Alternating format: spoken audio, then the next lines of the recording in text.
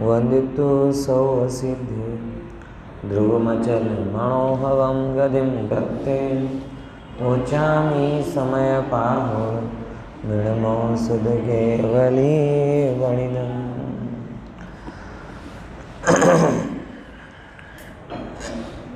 आत्मा कर्म, नौकर्म और परद्रव्य का कर्ता नहीं है, घटपट का कर्ता नहीं, शरीर का कर्ता नहीं, इंद्रियों का कर्ता नहीं, और यहाँ तक कि अपने रागादि भावों का भी कर्ता नहीं। बराबर, शुद्ध नहीं से देखा जाए तो आत्मा उनका भी कर्ता नहीं। तो किनका कर्ता कहा? अपने योग और उपयोग का। कल एक व्यवस्था समझी थी कि कैसे होता है सारा विधान। कोई भी चीज़ के प्रति जो हमारे मन में विचार या विकल्प आते हैं, वो विचार या विकल्प होने पर अपने अंदर में कंपन होता है। कंपन होने के कारण कर्म आते हैं, और कर्म आने के बाद में जैसी अंदर में कषाय होती हैं, ऐसे उनकी स्थिति और अनुभाग पड़ जाते हैं, और जैसे स्थिति अनुभाग पड़ जाते हैं वैसे उदय में आते हैं। फिर जैसा उदय में होता है वैसे पुनः आपके परिणाम होते हैं। ऐसा अनादि का संसार चक्र अज्ञानी जीवों का चलता ही रहता है। कब तक?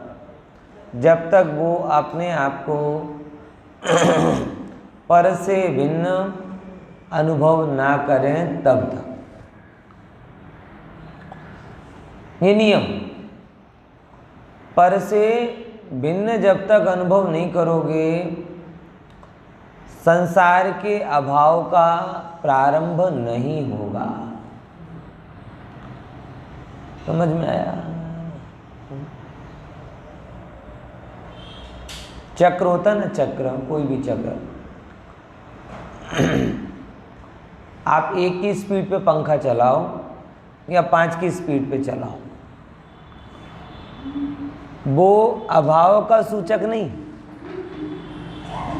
होता है ना। कई बार 1 पर पंखा चलता है तो लगता ही नहीं कि चल रहा हो बिल्कुल, लेकिन वो चलेगा। और कब तक चलेगा? जब तक उसका पावर मिलता जाएगा तब तक। 5 की स्पीड में चलाओगे तब भी चलेगा। कब तक? जब तक पावर मिलता जाएगा। अब आप कंपैरिजन ये करते हो कि 5, 1, 2, 3, 4, मगर मूल मुद्दा ये है कि जब तक उसे पावर मिलता जाएगा वो 1 पर भी चलेगा, आपको अड़े या ना अड़े, लेकिन चलना बंद नहीं होगा। 5 पर भी चलेगा, वो 5 आपको अड़े या ना अड़े, मुझे जरूर अड़ेगा। समझे? 4 तक फाता है, 4 के आगे नहीं फाता है। घर में भी यही है, यहाँ पे भी यही है। समझ में आया? तो वो चलता रहेगा। अब आपको जब देखना है तो आप ऐसे देखते हो, एक पर तो चल रहा है, 1 पर तो चल रहा है, 5 से तो अच्छा है। अगर 5 को अपन तीव्र कसाय चक्र लें तो 1 को मंद कसाय चक्र लें, लेकिन ये है क्या? कसाय चक्र है। 1 वाला कसाय चक्र चलता रहेगा, आपको पता भी नहीं चलेगा, लेकिन उससे चलने का भाव नहीं। ऐसे यहाँ पे कह रहे हैं, शुभ भावों के द्वारा आपका संसार चक्र चलता जाएगा। आप उसकी कैटेगरी ये कह सकते हैं कि भाई लास्ट कक्षा का है, और 5 नंबर पे चले, उसको कहोगे कि पहले नंबर का संसार चल रहा है, तीव्र संसार चल रहा है, इसका मंद संसार चल रहा है। लेकिन 1 पर चलना चक्र के अभाव की गारंटी नहीं। बराबर। अब दूसरा दृष्टांत, इसको बढ़ाते दृष्टांत को एक स्टेज आगे लेके जाते हैं। एक पंखा 5 पर चल रहा है और आपने स्विच बंद कर दिया। अभी उसकी स्पीड कितनी है? 1 पर से ज़्यादा है कि 1 से कम?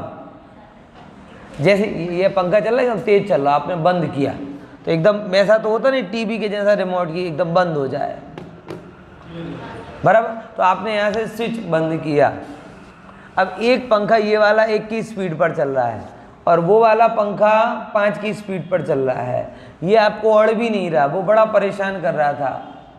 आपने यहाँ से स्विच बंद किया, अभी किस दोनों में से स्पीड किसकी ज़्यादा होगी? 5 वाली। अभी बंद किया ना, अभी तो घूम रहा है, ये तो मरी हड्डी चल रहा है और वो अभी भी तेज घूम रहा है, लेकिन तो भी ये चलता जाएगा और वो चलना बंद। अब वर्तमान पर्याय को देखकर कोई निर्णय करे कौन सा पंखा पहले बंद होगा। जिसे स्विच बंद करने का नियम पता नहीं, सब किसको बोलेंगे? 1 नंबर वाले पंखे को। बोले इसको तो अभी पता नहीं कब ठिकाने लगेगा।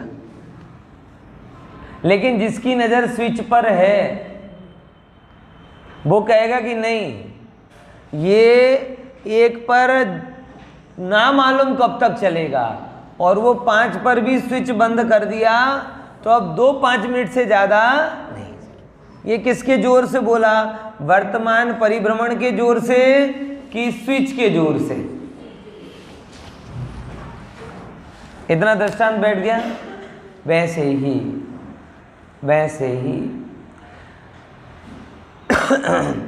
कई लोग बाहर में आपको एकदम मंद कशाई लग रहे हों, एकदम मंद कशाई लग रहे हों, नग्न दिगंबर आचरण कर रहे हों, बराबर सारे व्रत पालन आदि कर रहे हों, सब प्रकार के काम कर रहे हों जो भी अच्छे होते हैं, पूजा पाठ व्रत उपवास है, असंयम का प्रयोग ना संयम में हों, सब हों, लेकिन अकर्तावाद मतलब कि ना कर्तावाद का स्विच बंद नहीं किया, करते पने की मान्यता का स्विच बंद नहीं किया, तो मंद कसाई हो तो भी अनंत संसार घूमते रहेंगे। कारण स्पष्ट है, क्योंकि कर्ता पने की मान्यता, आत्मानुभूति का अभाव, ज्ञायक भाव की दृष्टि का अभाव, ये संसार का ईंधन, पावर सप्लाई। और जो ज्ञानी सम्यक दृष्टि हो उसने सबसे पहले क्या कर दिया? पावर सप्लाई बंद कर दी। अभी आपको पंखा घूमता हुआ दिख रहा है, स्पीड भी ज़्यादा है, और वर्तमान के हिसाब से देखोगे तो आपको ये भी लगेगा कि ये जल्दी बंद हो जाएगा और वो बड़ा देर से होगा, लेकिन इसमें पावर सप्लाई बंद नहीं हुई है, इसीलिए वो इस रूप में भी बहुत टाइम तक चलता जाएगा। और इसमें पावर सप्लाई बंद हो गई है तो 5 4 3 2 1 0 ये चक्र है। समझ में आया? चक्र में गति कम होना या ज़्यादा होना ये इम्पोर्टेंट नहीं है, सप्लाई अटकना ये इम्पोर्टेंट है। संसार चक्र को आप मंद कसाय से भी ऑपरेट कर सकते हो, बीच की कसाय से भी ऑपरेट कर सकते हो, और तीव्र कसाय से भी ऑपरेट कर सकते हो। चक्र में ही रहना है। जैसे पंखा है उसे आप 5 पे भी चला सकते हो, 3 पर भी चला सकते हो, 1 पर भी चला सकते हो, लेकिन उससे संसार चक्र हटेगा नहीं, खत्म नहीं। और ये समय सार की गाथा क्या है?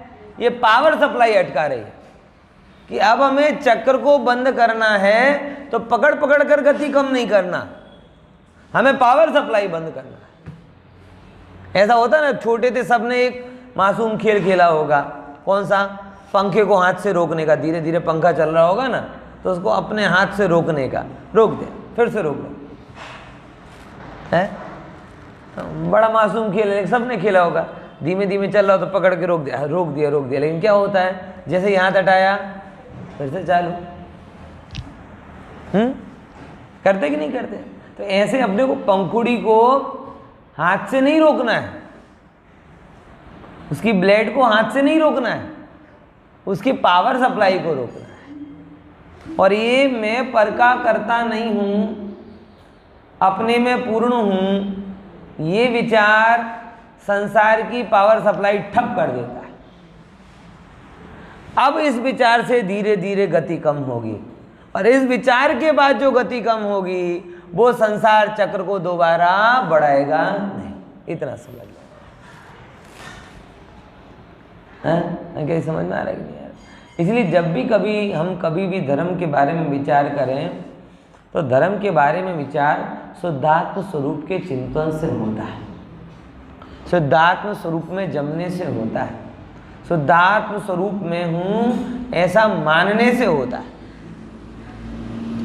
और अगर आप कहो कि हमने जीवन में बहुत धर्म किया लेकिन अपने आप को कभी शुद्धात्मा माना नहीं, तो माफ़ कीजिएगा, आपने हाथ से ब्लड रोकने का काम किया, वो पंखा कभी बंद होने वाला नहीं। आपके बल के कारण थोड़ी स्पीड कम हो जाएगी लेकिन बंद नहीं होगा। एक मंद कषाई भी संसार में भटका रह सकता है अनंत काल तक, लेकिन एक तत्वज्ञानी नहीं भटकता।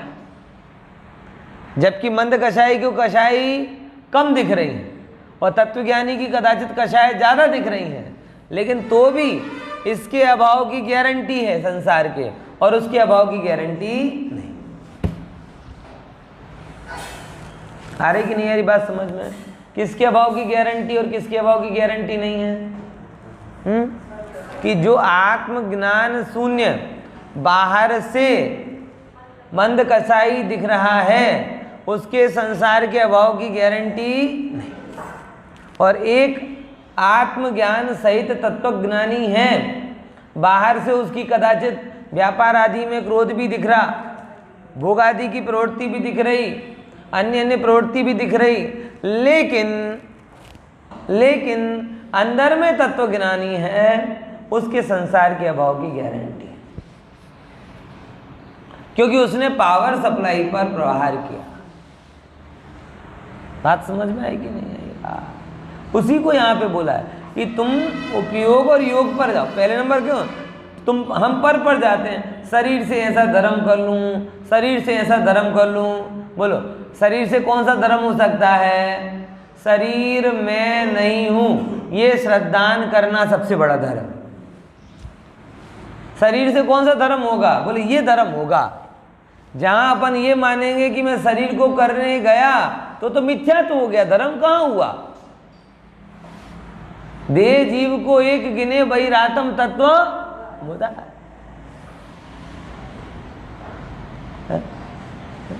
भोगों में शरीर को अपना मानना और धर्म में शरीर को अपना मानना, दोनों में शरीर का बल रखना, ये आत्मा के स्वरूप का अपमान है, विस्मरण है। ध्यान से समझना, जो भोगों में शरीर को लगाता है वो आत्मा को आनंद स्वरूप ही नहीं मान रहा, और जो शरीर की क्रिया से मोक्ष मान रहा है वो आत्मा को मुक्त स्वरूप ही नहीं मान रहा।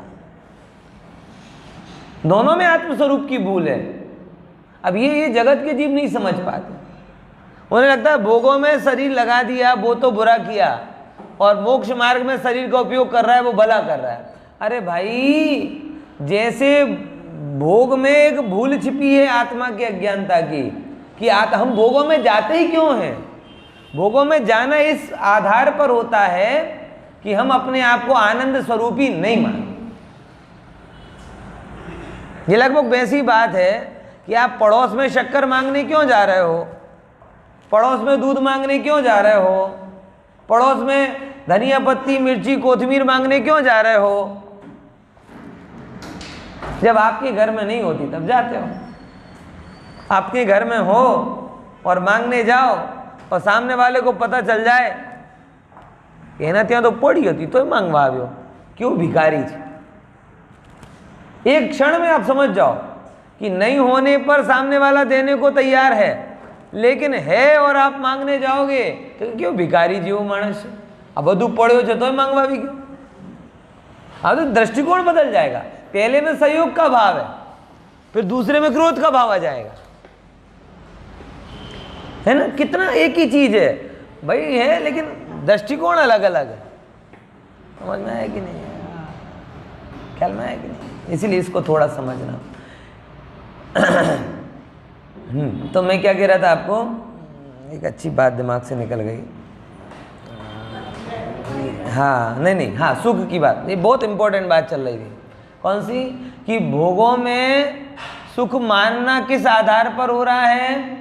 कि मैं आनंद स्वरूपी नहीं हूं। किस आधार पर? हाँ, क्योंकि हम जब किसी भी, चाहे वो स्पर्शन इंद्रिय का विषय हो, चाहे रसना इंद्रिय का विषय हो, चाहे घूमने फिरने का हो, चाहे कुछ और भी हो, जब हम उसमें, अब देखो भोगों में जाते मतलब सुख बुद्धि से जाते हैं, और बाहर में सुख बुद्धि खोजना मतलब मैं सुख स्वरूपी हूं, इस पर प्रश्न करना है। एक लाइन ख्याल में आई?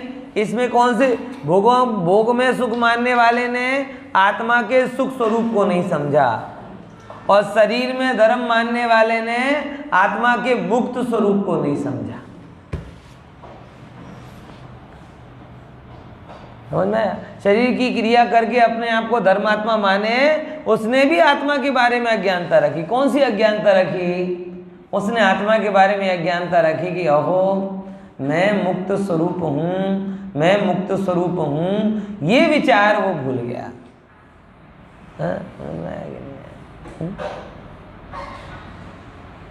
जो अपने आप को मुक्त स्वरूप मान रहा हो, वो मुक्ति के लिए अन्य के पास क्यों जाएगा? वो तो बार बार अपने पास आएगा।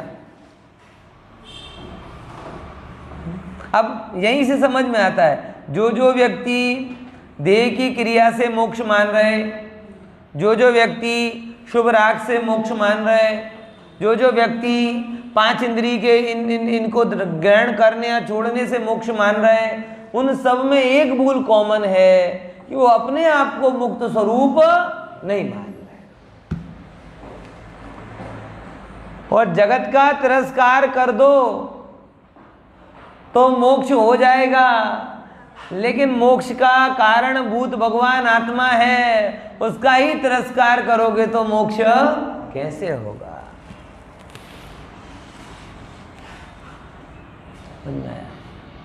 और धर्म कितना है? बोले धर्म इतना है कि जितनी चर्चा करने के बाद में आपको आत्म स्वरूप की प्रतीति जितनी बढ़ती जाए, उतना आपके अंदर में धर्म है। और आत्म स्वरूप की प्रतीति नहीं बढ़ रही, जड़ और पर स्वरूप की बढ़ रही, तो धर्म हुआ ही नहीं। फर्क नहीं पड़ता आप कौन से टाइप का धर्म कर रहे हो, वो पूजा पाठ वाला धर्म कर रहे, कि तीर्थ यात्रा वाला धर्म कर रहे, कि भक्ति वाला धर्म कर रहे, कि उपवास वाला धर्म कर रहे, कि दान वाला धर्म कर रहे, कि ज्ञान वाला धर्म कर रहे। ये समझ गए ना? ये धर्म की कैटेगरी जो लोगों की अलग अलग है। कोई भी आप करने जाओ, लेकिन अगर आत्म स्वरूप की प्रतीति नहीं हुई तो धर्म धर्म है ही नहीं, वो अधर्म है। इसीलिए हे जीव, धर्म करने के साथ साथ धर्म का एकमात्र आधार निज त्रिकाली ध्रुव भगवान आत्मा है, उससे दृष्टि हटनी नहीं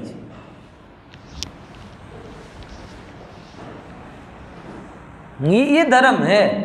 बाकी तो सब कोई तन से करने वाला धर्म हो गया, कोई वचन से करने वाला धर्म हो गया, और याद वाद करने लगे ज़्यादा तो मन से करने वाला धर्म हो गया। ये तन मन वचन धन ये धर्म के अंग है ही नहीं, ये तो सब पर है।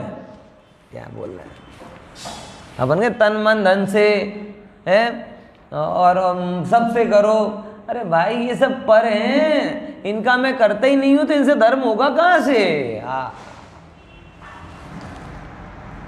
जीव को 2 बातें बोली, कौन सी? योग और उपयोग। बस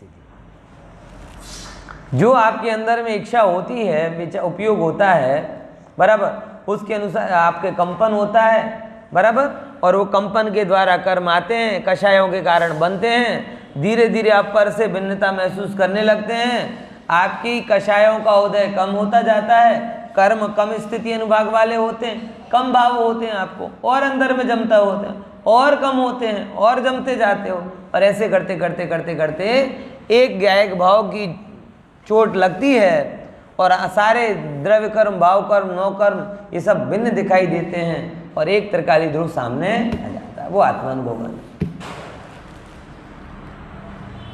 आई कि नहीं? ये बात समझ में? ये रीति है भव के अभाव की रीति। किसकी रीति? भव बढ़ाने की रीति बहुत सारी। यहाँ से कर्जा लो, यहाँ चुकाओ, फिर नया कर्जा है, फिर दूसरा कर्जा लो, फिर चुकाओ, फिर तीसरा कर्जा लो, फिर चुकाओ। ये भव को बढ़ाने की रीति है। भव के अभाव की रीति तो भेद ज्ञान में छिपी हुई है, भव के अभाव की रीति तो ज्ञायक भाव में छिपी हुई है, ऐसा है। इसीलिए बार बार चेक करते जाओ। क्या करते जाओ? चेक करते जाओ कि अंदर में ज्ञायकपना, ज्ञायक भाव, ज्ञायक बुद्धि कितनी बड़ी। ये बात है, बराबर ना? देखो ये अपन ने पढ़ा था ना, अब इसका जरा अपन गाथार्थ पढ़ लें और फिर टीका लेते हैं। देखो, जीव घटने करतो નથી, नहीं सॉरी, ये અહીંયાથી લેવાનું છે, હા ટીકાથી જ લેવાનું છે। ખરેખર टीका 181 पाना ऊपर, खरेखर जे घटाधिक है तथा क्रोधाधिक परद्रव्य स्वरूप कर्म छे तेने आ आत्मा व्याप्य व्यापक भावे तो करतो नहीं, कारण के जो एम करे तो तन्मयपणानो प्रसंग आवे। अब इसमें क्या गजब बात आई? गजब बात ये आई कि पर और परभाव दोनों में ये बोला कि ना आत्मा पर को करता है और ना ही परभाव को कर सकता है। ये नियम मतलब घटपट आदि को तो कर ही नहीं सकता, यहाँ तक तो फिर भी हमें समझ में आ जाता है, लेकिन इसके आगे बहुत पुरुषार्थ चाहिए समझने के लिए। वेद ज्ञान की पैनी दृष्टि चाहिए, तब जाकर आपको ये पता चलेगा कि खरेखर जैसे मैं घटपट आदि पर द्रव्यों को नहीं करता, रोटी वोटी ये कोई चीज़ में नहीं करता, वैसे अपने भावों को भी नहीं करता। कारण क्योंकि अगर अपने भावों को करूं तो चलो अभी के अभी क्रोध करके बताओ। बोले पंडित जब तक आप गाली दोगे नहीं क्रोध आता नहीं है। कुछ कुछ अप्रिय हो, मतलब आप अगर क्रोध के करता हो ऐसा तो करके बताओ। समझ में ऐसा होता है क्या? लोग बहुत सारे लोग कहते हैं हम ऐसे थोड़ी कोई क्रोध कराए तो आता है, तो अपने आप किसको आता है? अरे भाई ये तो बात ही व्यर्थ है। अगर क्रोध का मैं करता बनूं, मान का मैं करता बनूं, माया लोभ का मैं करता बनूं, तो अभी के अभी मेरी इच्छा से हो जाने चाहिए और मेरी इच्छा से बंद हो जाने चाहिए।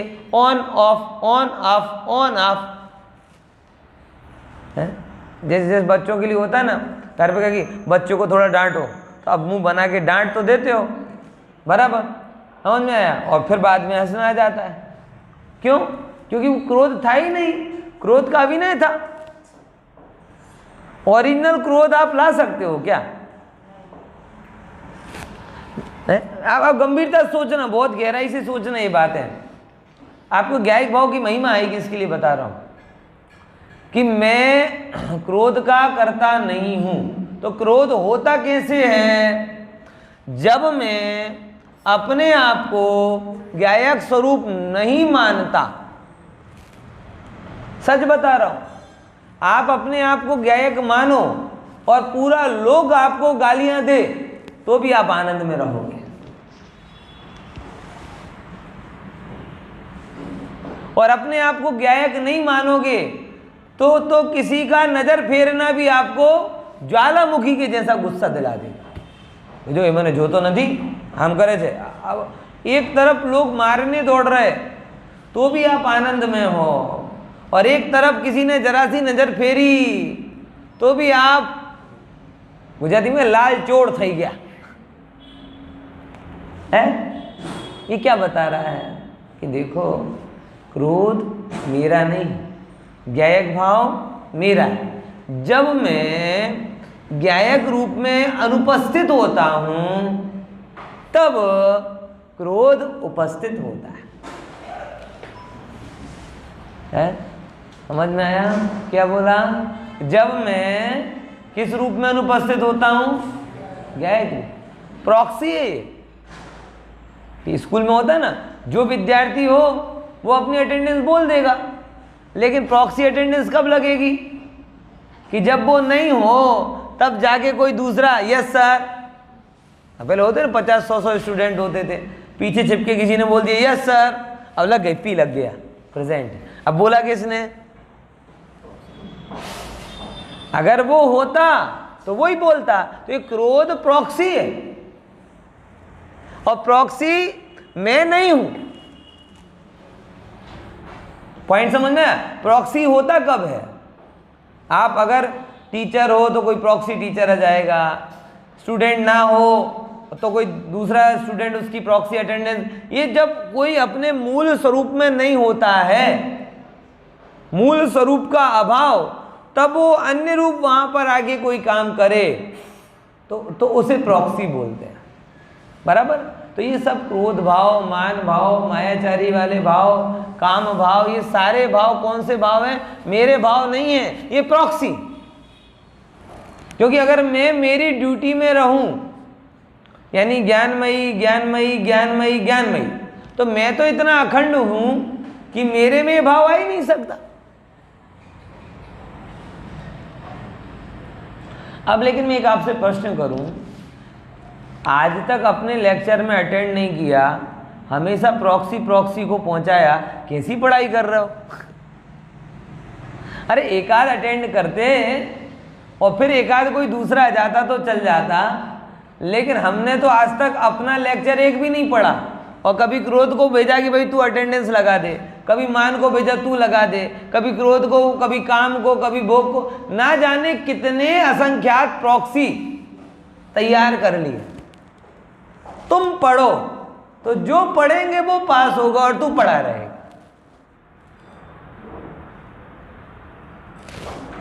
है कि नहीं बात समझ में?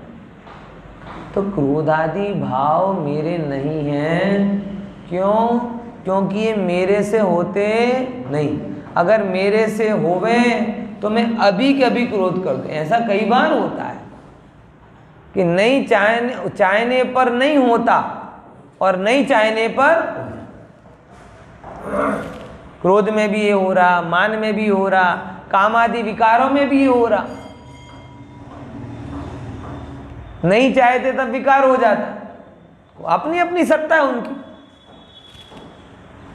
तो इनका कारण क्या है आप समझ? अगर ये मेरे होते तो मेरे से होते, लेकिन ये मेरे से होते नहीं, इसलिए मेरे नहीं। तो फिर होते किसका कारण है? बोले यहां पे करते तो उनका किसको दिया जाता है? कर्म का। तो मेरी भूल क्या? मेरी भूल ये कि मैं लेक्चर में नहीं आया।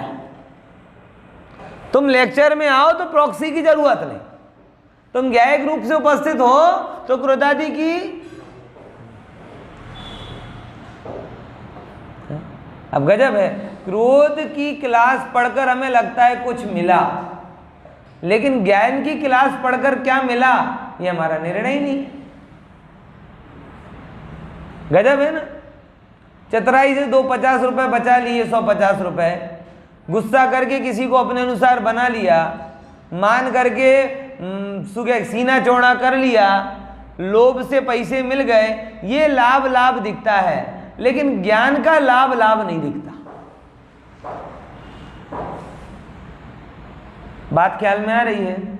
सच बताओ, ईमानदारी से बोलो इस बात। रत्नत्रय का लाभ, मुक्त स्वरूप का लाभ, अतीन्द्रिय आत्मा के वेदन का लाभ, इस लाभ की हमें प्रतीति नहीं। अब क्रोधादि के द्वारा जो फल मिलता है उसकी प्रतीति है, इसलिए वो करते हैं। गुस्सा करके किसी को अपने अनुकूल बना लिया, देखो पहले ठीक नहीं चल रहा था ना, एक कड़क से बोला तो सीधा हो गया ना, हाँ देखो लाभ हुआ। मीन्स क्रोध करना चाहिए है। कोई अपनी कोई वैल्यू नहीं कर रहा था, चुपचाप से पड़े थे, अचानक लोगों की नजर आई, अरे अरे अरे साहब बैठो, साहब आप कहाँ पीछे बैठे हो, आगे आगे बैठो, ये है वो है, तो क्या, हाँ देखो अपन कोई पूछे तो बखत है, बिना पूछे क्या काम। मतलब मान का लाभ लाभ लगा, चतुराई करके, लोभ करके 100, 200, 500 रुपए बचा लिया, कमा लिए, वो क्या लगा? लाभ लगा। लगता कि नहीं लगता? धन ने दृष्टि क्लियर कर दी, तुरंत जहां लाभ हानि कैलकुलेट कर लेता है 2, 5। पर ज्ञान के मामले में दृष्टि धुंधली है। धन की गणित फटाफट लगा लेते हैं, इस दुकान पे 10 रुपया, उस दुकान पे 5 रुपया, 5 रुपए का लाभ, चलो वहां चलो, है समझा?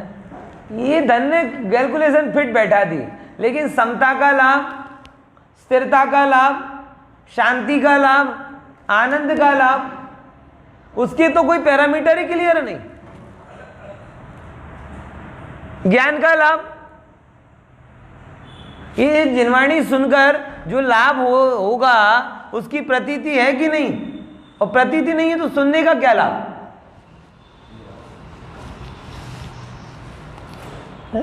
शक्कर डालने से मिठास आती है ना, प्रतीति है ना, इसीलिए पैरामीटर फिक्स होता है। 1 चम्मच डालने की, आधा चम्मच डालने की, 1.5 चम्मच डालने की, 2 चम्मच डालने। ज़्यादा मीठी पीना हो तो 2 चम्मच, सिंपल पीना हो तो 1 चम्मच, डायबिटीज वाले हो तो आधी चम्मच, बराबर। ऐसे करके पैरामीटर फिक्स है। लेकिन ज्ञान का क्या लाभ है, इसकी कोई स्पष्टता है हमारे अंदर? ये ज्ञान जिन कषायों पर घात करता है उसकी महत्ता है कि नहीं? ये ज्ञान जिस आत्मा की निकटता करता है उसकी क्लियरिटी है कि नहीं है दिमाग में? गजब है ना। कोई जिम वाला हो और 2 किलो वजन कम करके बता दे, देखो क्लियर हो गया, 2 किलो कम हुआ, तुरंत अपने आप को मेडल पहन ले। और ये सुनकर कषाय कम हुई, ये ख्याल में नहीं आता। स्वास्थ्य, बीमार होने के बाद स्वस्थ होते वो ख्याल में आ जाता, लेकिन ज्ञान के द्वारा जो आत्म निकटता से होने वाला सच्चा स्वास्थ्य है वो ख्याल में नहीं आता। ये स्पष्टता बड़ी भारी पड़ेगी भाई साहब। मनुष्य पर्याय में अगर ये क्लियरिटी नहीं आई हमारे अंदर में कि क्रोध आदि के लाभ या हानि को समझ लिया, लेकिन ज्ञान के लाभ को और अज्ञान की हानि को नहीं समझे, तो मोक्ष मार्ग में गति कैसे आएगी?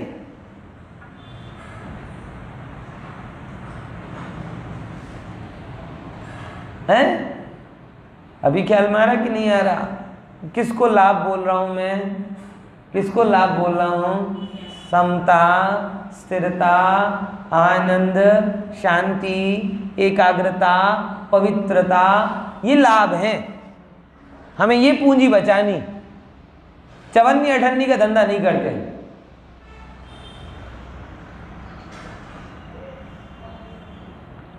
क्या बोला, जरा बोलो तो फिर से। क्या क्या क्या है क्वालिटी, क्या है आत्म कल्याण के पहले क्या क्या होता है? बोलो। समता भाव, स्थिरता, शांति, आनंद, पवित्रता, एकाग्रता, है बराबर, मध्यस्थता, विनम्रता, कितने गुण हैं जो आत्मानुभवन की पूर्व भूमिका तैयार करते हैं। और उन सारे गुणों को खाद पानी ज्ञान से मिल रहा है, ये लाभ है। लेकिन वो नहीं ख्याल में आता। दिमाग पूरा लाभ हानि के मामले में, वो धन की गणित जितनी क्लियर है ना, मतलब तुरंत तुरंत ब्याज से और उससे भी, कोई कहे कि 5 साल में 10 गुना, बोले कहेगा हम व्यापार करेंगे, हम 3 साल में 2 गुना कर लेंगे, हैं 5 साल में क्यों राय दें हम अपने, मतलब कितनी गणित क्लियर है। आधा घंटे यहाँ रुक जाएंगे तो ये काम कर लेंगे, वो शेयर को अभी बेच देंगे तो इतना लाभ हो जाएगा। पैसे की गणित कितनी क्लियर है। व्यापारी बहुत चतुर होता है, तुरंत मूड़ी लगा लेगा, तुरंत ब्याज लगा लेगा, तुरंत उसका नुकसान गिन लेगा, सब कैलकुलेट कर लेगा with in fraction of second में।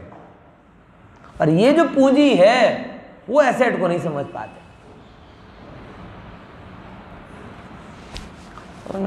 इसीलिए अपने आप को भिन्न मानोगे तो रागादि भाव, अपने आप को ज्ञायिक भाव रूप मानोगे तो रागादि भाव शिथिल पड़ेंगे। और जब रागादि भाव शिथिल पड़ेंगे तब आपके अंदर में ये पूंजियां तैयार होगी।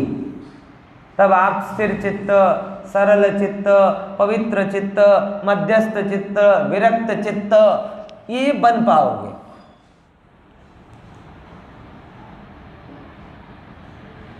बोलो, अच्छे अच्छे शब्द थे भैया। एक एक जैसे कहते ना कि लोगों को पद्मश्री, पद्म भूषण, पद्म विभूषण, भारत रत्न ये आसमान जाति पर्याय की उपाधियां लगती ना, वैसे ये उपाधियां अपनी हैं। कौन सी? शांत चित्त, सरल चित्त, विरक्त चित्त, एकाग्र चित्त, स्वस्थ चित्त, मध्यस्थ चित्त, ऐसी ये उपाधियां हैं। इनके लिए काम करो ना।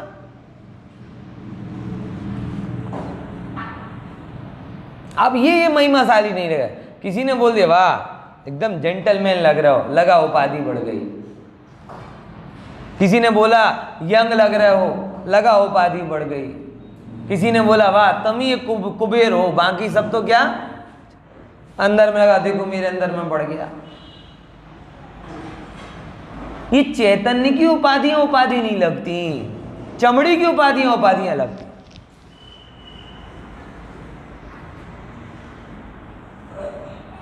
समझ में आ रहा है? चमड़ी की उपाधियां भगवान कह रहे ऐसा बन जो बता रहे, ऐसे चित्त वाले बनो। क्यों? क्योंकि ऐसे चित्त में चेतना रहेगी तो वो चेतना चैतन्य को पकड़ लेगी। अपना चित्त अभी कैसा हो रहा है?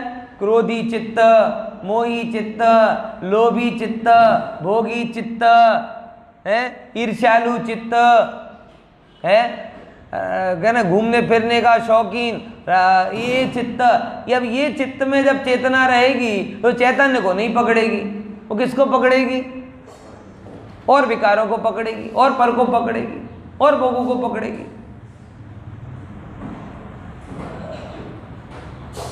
समझ में आया? तो किस चित्त की चेतना है ये आपके लिए अनिवार्य है। जैसा आपका चित्त होगा वैसी आपकी चेतना परिणमित होगी। घटनाएं वस्तुएं वैसी की वैसी ही होती हैं, सब अपनी अपनी चित्त के अनुसार उनको पकड़ लेते। समझ में आया? बार बार दृष्टांत देता हूँ ना, तो गार्डन है, गार्डन हमें हवा पकड़नी, हम हवा पर ध्यान दे रहे। मधुमक्खी को फूल पकड़ना है तो फूल पर ध्यान दे रहे। वो मक्खियां हैं उन्हें कफ और विष्ठा चाहिए तो वो उस पर ध्यान दे रहे। बगीचे बच्चों को लपसिया दिख रहे, युवाओं को कुछ और दिख रहा, वृद्धों को कुछ और दिख रहा। एक ही गार्डन है, सब अपना अपना काम कर रहे हैं। बोलो, एक ही गार्डन है ना। एक ही गार्डन में आप गए, उसी गार्डन में बालक है, उसी गार्डन में युवा है, उसी गार्डन में वृद्ध है, उसी गार्डन में बीमार है, उसी गार्डन में एक्सरसाइज करने वाला है, उसी गार्डन में मधुमक्खियां हैं, उसी गार्डन में मक्खियां हैं, उसी गार्डन में गाय घुस गई, कुत्ता घुस गया। सब अपने अपने अनुसार वस्तु को ग्रहण कर रहे हैं। थोड़े दिन पहले की बात है, तभी मुझे विचार है, तो सब अपना अपना काम कर रहे हैं। बालक का ध्यान वो स्लाइड में ही लगा हुआ है, लपसियों में लगा हुआ है। वृद्धों का ज्ञान अपने उसमें लगा हुआ है। युवा कोई अपना विषय खोज रहे हैं। बराबर मधुमक्खियां पराग ले रही हैं, मक्खियां उस पर मंडरा रही हैं, कुत्ते भाग रहे हैं, बीमार हवा खा रहे हैं। बराबर, और जिन्हें वो क्या कहते हैं आर्मी में जाना है वो चक्कर लगा रहे हैं। सब अपना अपना काम कर रहे हैं। सब अपना अपना काम क्यों कर रहे हैं? गार्डन में एक काम क्यों नहीं कर रहे? जिसका चित्त जैसा उसकी चेतना उसका अनुकरण कर रही।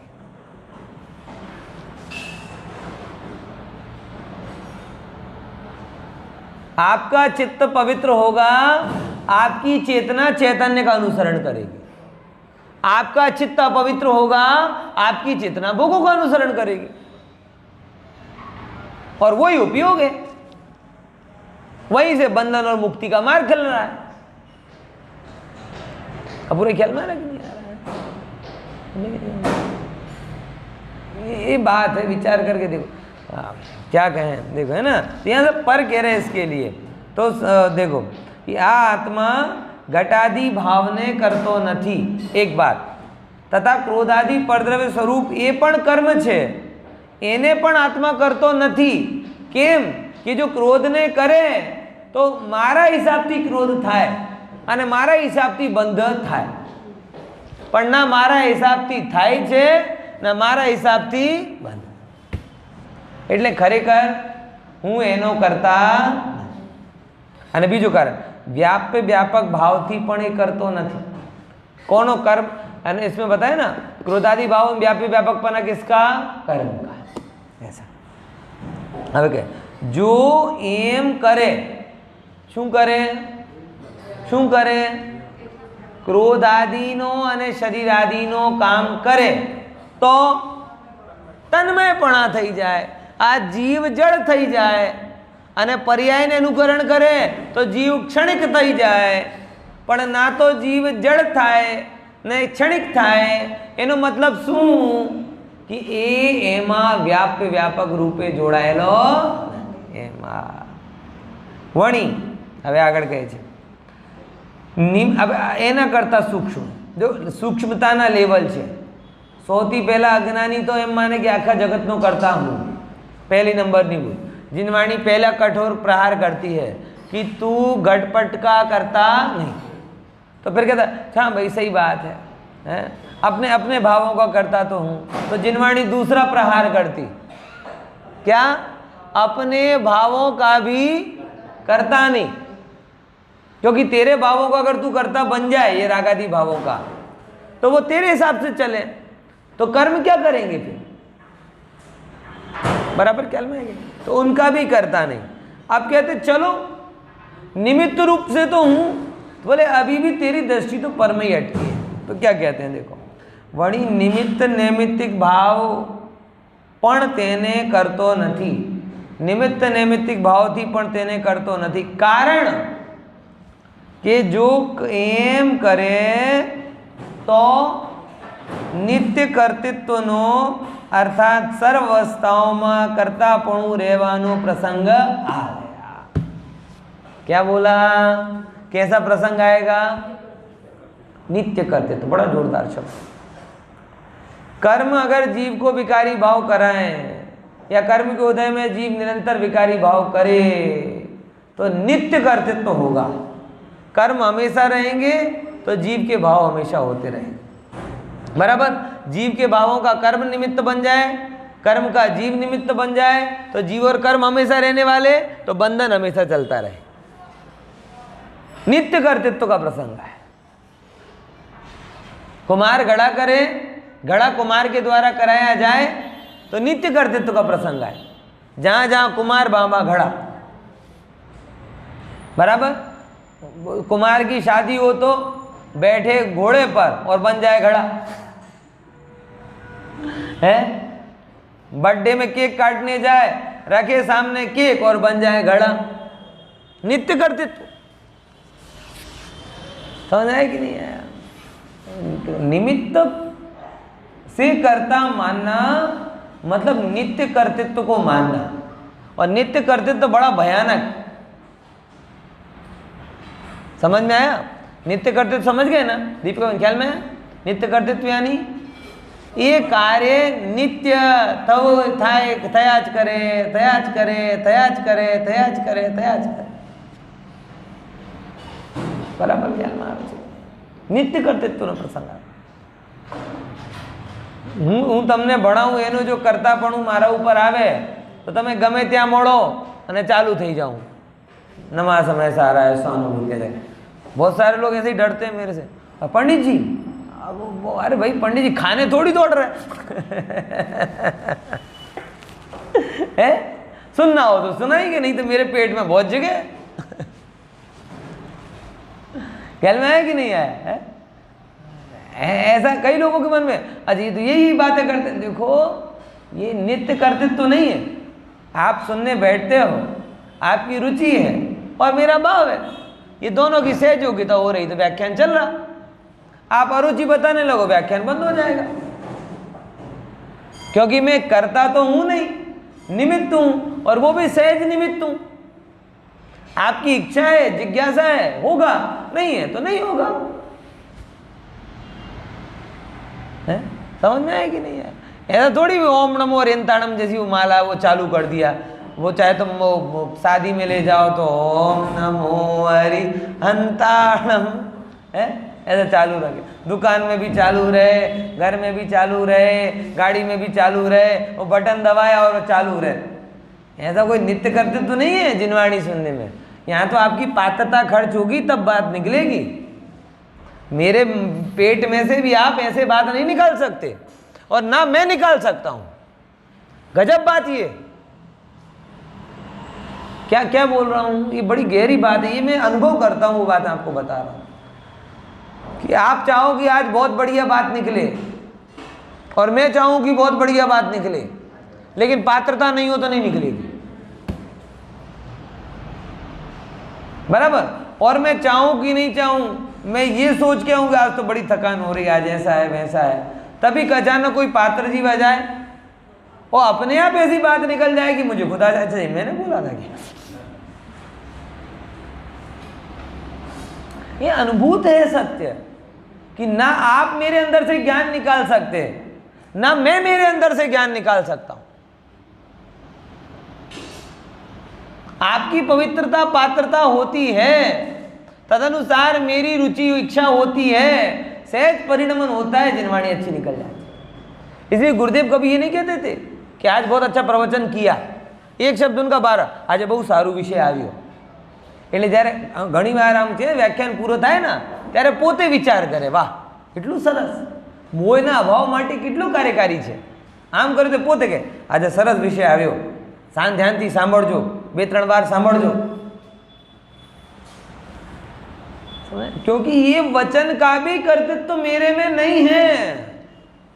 अरे वचन का तो दूर, वचन करने के भावों का कर्तृत्व भी मेरे अंदर में नहीं है। अरे भावों का कर्तृत्व तो दूर, मैं निमित्त हूं तो अच्छा, कम से कम निमित्त रूप से तो मैं अच्छा कर रहा हूं, उसका कर्तृत्व भी मेरे ऊपर नहीं।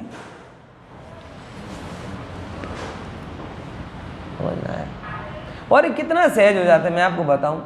एक जब हम जयपुर में थे, जब बोलना सीख रहे थे, तब लगता था कि मैं बोलूंगा, बोलने का करता हूं, तो 5 मिनट की गोष्ठी की 5 दिन तैयारी होती थी। कितनी? 5 मिनट की गोष्ठी, और उसकी तैयारी कितनी? 5 मिनट। ऐसे शुरू करूंगा, ऐसे बढ़ाऊंगा, ऐसा दृष्टांत दूंगा। बोलना कितनी देर है? 5। जब मैं कर्ता बनकर बोलता हूं तो 5 मिनट बोलना मुझे 5 दिन की तैयारी मांगता है, और ज्ञाता बनकर बोलना हो तो 5 सेकंड नहीं सोचना पड़ता। सोचने का भी करता नहीं हूं। कभी आपने देखा, आके बैठ जाता हूं, फिर जैसा वचन निकलना होता है निकल जाता है। ये सत्य वस्तु है। शुरुआत में हमें ये बात इतनी बैठती नहीं थी, ये तो तब हमें क्या लगता था, ये सब लोग व्यवहार में कहते होंगे मैं बोलता नहीं हूँ, बोलता नहीं हूँ, अंदर तैयारी ऐसा होता होगा क्या? तैयारी तो करके आते होंगे, बिना तैयारी कैसे बोलेंगे? अरे भैया कोई तैयारी काम नहीं आती, क्योंकि तैयारी मानना मतलब कर्ता बने का भाव। और मुझे बहुत आश्चर्य होता था जब जयपुर पहुंचा था, बोले 7-8:30 का प्रवचन है, और डॉक्टर साहब है ना, डॉक्टर साहब वो 8:25 तक घूम रहे हैं प्रवचन हाल के चारों तरफ। उनकी ऐसी पैदल चलने की उन्हें बहुत आदत, वो घूमते रहते, बस तो घर जाते और 2 मिनट में टोपी लगा के आ जाते और प्रवचन हो जाता। ये कैसे होता है, ये कैसे होता है? तब समझ में नहीं आती थी ये बात, क्योंकि दिमाग में क्या था, मैं प्रवचन का करता, और नया नया बोलने सीखे थे तो ये कर्तृत्व का भाव भी बहुत आता था, ऐसा करूंगा, ऐसा करूंगा, ऐसा करूंगा। और यहाँ वो शांति भाई साहब 8:25 पे आ रहे हैं, वो सामान लेकर बाहर से, हाँ 2 मिनट में कपड़े चेंज गए, कुर्ता पजामा पहना और आ गए। डॉक्टर साहब तो धोती जब्बा लहंगा पहन के घूमते रहते थे, बस गए टोपी लगा के आ गए। ऐसा कैसे होता है? अब ये पता चलता है कि सहज कर्तृत्व, निमित्त कर्तृत्व भी नहीं, वचन का कर्तृत्व भी नहीं, भाव का कर्तृत्व भी नहीं, सहज आप लोगों की योग्यता और सहज जीव का परिणाम। ये अद्भुत सर्व समाधान कारक और सर्व चिंताओं का सत्यानाशी, सत्ता से नाश कर दे, ऐसा ये परम पावन जैन धर्म है भैया। ऐसे जैन धर्म को समझेंगे तो कहाँ विकार रहेगा।